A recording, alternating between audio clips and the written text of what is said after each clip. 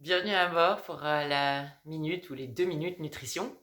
Nourriture pour le corps et nourriture pour l'esprit. Comment?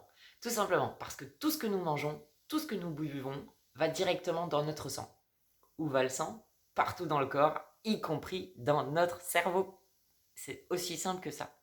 Donc tout ce que vous mangez, tout ce que vous buvez, c'est pour ça qu'on vous dit on est ce qu'on mange.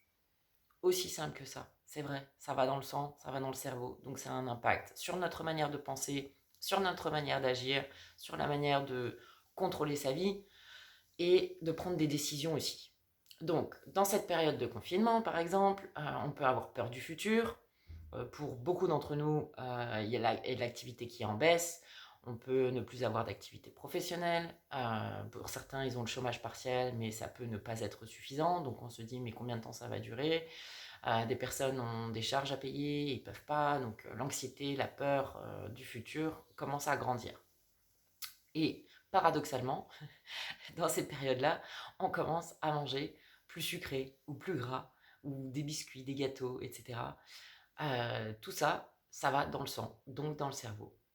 Tout ce qui est les trois blancs, le sucre, la farine, la levure, les viandes rouges, l'alcool, le café, tout ça, ce sont des aliments en fait qui vont directement dans votre sang et qui acidifient le pH du corps. Donc si on acidifie le pH du corps, on acidifie aussi ses pensées.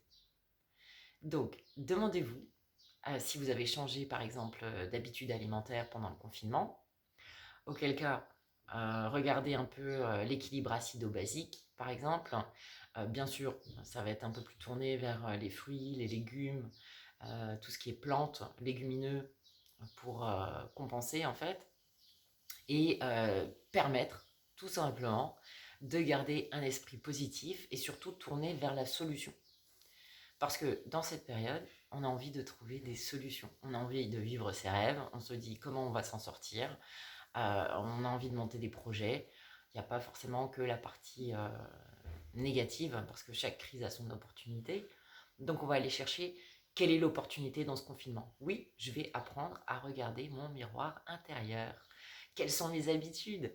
Qu'est-ce que j'ai envie de changer? Donc là, on parle de la nutrition. On va déjà regarder qu'est-ce qu'on mange, qu'est-ce qu'on boit dans la journée et établir en fait une liste de tout ce qui est acide et comment on va pouvoir le transformer avec des aliments sympas, avec un équilibre acido-basique.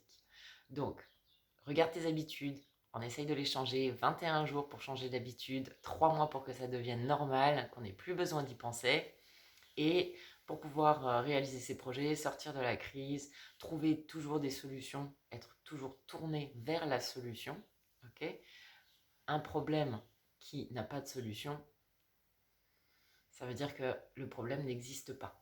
Ok, c'est juste un problème de perspective. Les solutions existent, donc on va aller chercher qu'est-ce qui, dans nos habitudes de penser, dans nos habitudes de se nourrir et de boire, qui peuvent être aménagées pour qu'on aille davantage vers la vie que l'on désire.